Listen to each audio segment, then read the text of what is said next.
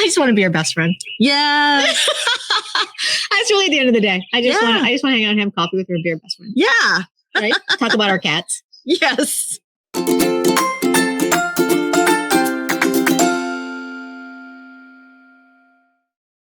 Hi, this is our actor series all about Kim Tae Ri. I'm Jen. I'm Marisa. Thank you for taking a K-drama coffee break with us. Kim Tae Ri has become one of my favorite actresses ever, Marisa.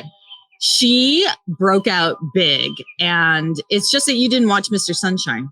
No, I watched it. Oh, I just dropped it. I know. People yell at me all the time. I didn't watch my Mister. I dropped Mr. Sunshine. It just wasn't working for me.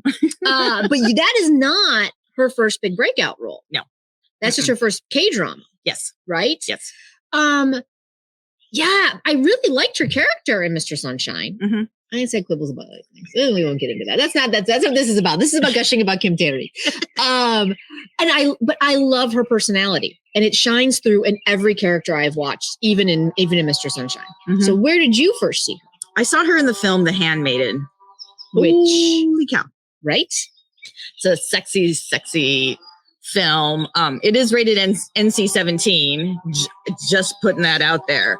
But it is from the great Korean author Park Chan-wook and co-starring Kim Min-hee, Jo Jin-woon, and Ha Jung-woo. So like major film stars. And it's this very intricate story of seduction and deception and con artists and sex and pornographic literature.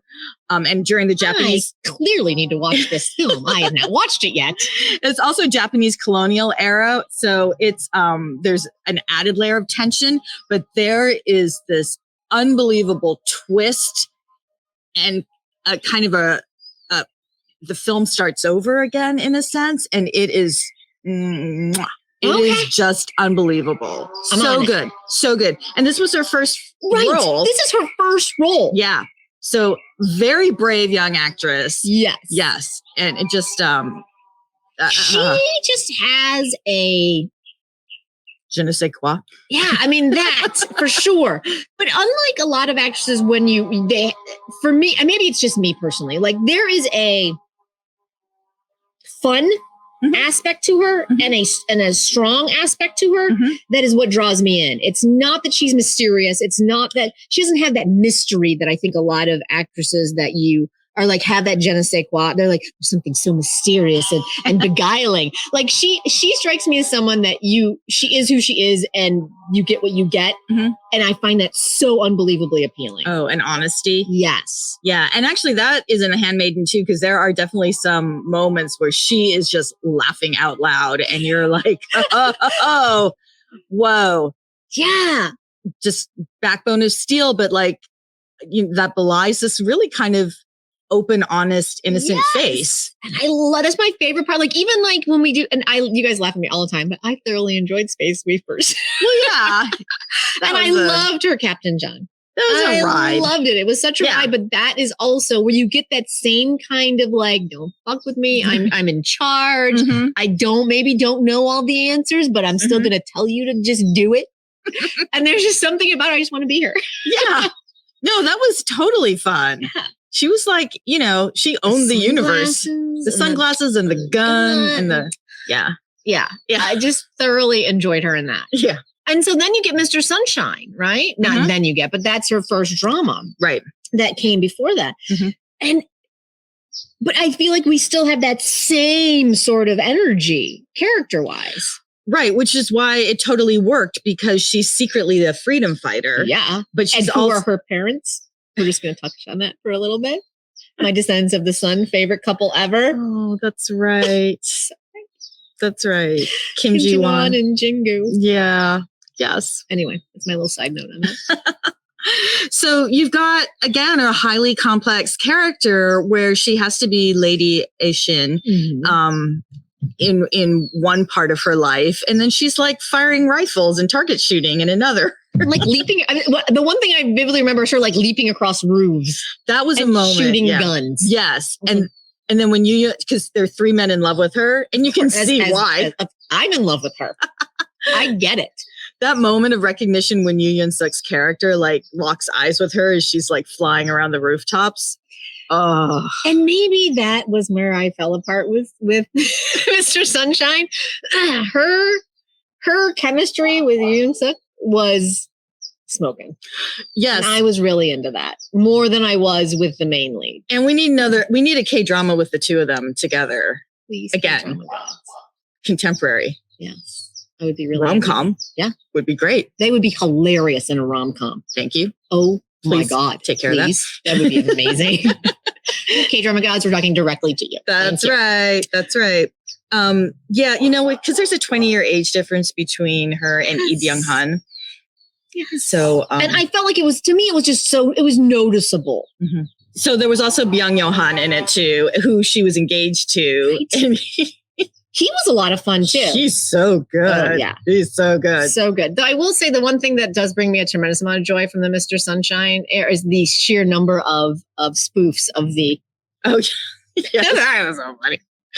Yeah, me hiding the eyes and the recognition. Oh my gosh, the memes. Oh, they just write themselves. They do write themselves. That drama was 24 episodes. It was a lot. It was a lot. It was a lot. It was a lot of Korean history. So yeah. If you're into that, it's pretty stellar. Right. It's up there in the pantheon. Absolutely. And I do. I really did enjoy it for that. But then she just recently was in 25-21, which was then she played a high school student and a fencing champion. That's right. And so I just find her range to be really, and she's believable in all areas. Yeah. I mean, I think one of my favorites is the film Little Forest. Oh, okay. It's a beautiful film, really quiet. And she returns to her tiny hometown from Seoul, which is just soul sucking. And she kind of is on her own. Her mom's disappeared and she's a grown up, but she doesn't know where her mom is and kind of doesn't care. But she reconnects to herself and to, to the earth really by cooking and growing food and making Korean food from scratch. Oh. Like who makes makgeolli at home? Who ferments? I guess people do, but it's beautiful. And the process and the ASMR is just, and her best friend is Jin Ki-ju, totally enjoyable. And then she reconnects with her friend, Ru Jun-yeol, he's an amazing actor too. So it's a small film. It's a healing film and it's just beautiful, beautiful, beautiful. And she's going to reconnect with him in the movie with Soji Sub, Alienoid. So they're all going to be in that one together. Yeah. So I'm super excited about that. Yeah. So that's going to be fun, right? Yes, right. Absolutely. The KThree is Jen, Marisa, and you. You are part of this K-drama community. And our podcast and our live chats on YouTube are supported by members like you. Check out our memberships and you can support us for as little as $3 a month or more. And each tier gets you access to great K-drama perks, like a calendar every month with premieres and finales, watch parties with some of your closest K-drama BFFs, private Zoom chats where we can squee and quibble all we want and it'll stay private in that room, and a little bit more, and you might even get some K-drama goodies. So go to Ko-fi.com, that's ko-fi.com/the K3, click on memberships and support the K-drama Coffee Break. 25-21. Gosh. Another one that broke our hearts. Oh my God. But we understood it. I loved it. I loved it so much. We've now done a podcast on Nam Joo-hyuk, on 25-21, and now Kim Tae Ri, because this is how much we love these people and this show. Oh my gosh. I don't even know where to start because it was so perfect.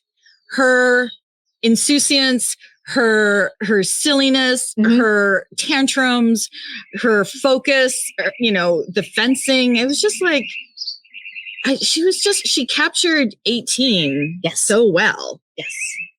She was probably the oldest one of the cast. She was. And I think 31? that is what amazed me the most. She is playing someone who's 4 years younger than Nam Joo-hyuk's character, but she is actually in real life like 4 or 5 years older than him. And so I was just like, She's hilarious. And I loved it so much. And she's so good at comedy and she's so good at drama that she's just such a solid actor that you believe all aspects of it. And you believe the love story, you believe the friendship, that love affair of the friendship and how she was like a fangirl of Mona. And that whole, idol of her and then became her, her rival, which was her goal. And then their friendship, like that was the great love story of the show. But the Nam Joo-hyuk character and her were I was in love with the whole thing. Yeah. It just, I swear I know this was a group of characters, but I felt like she was like in 80-90% of the show. It was really her. Absolutely. It was her. She was carrying, not carrying it because they all were amazing. But she was the point person for sure. Yeah. And then she won the boxing for it. That's right. Boxing for it. Yeah. So, and the, what was the TikTok Popularity award too. Yeah. And she's just so funny. Like you even just see her accepting her awards and she's like, this is amazing. And she's just like so happy. Like I think that's what it is about her. Like she just seems like a happy individual and enjoys what she's doing and enjoys discovering new things. And I think maybe that at the end of the day, the joy of life is what transcends all of this. And I have to say, maybe it's because she went to college. She was going to be a journalist and that she discovered acting in college and then pursued it afterwards. And it wasn't like she was a trainee who had just been,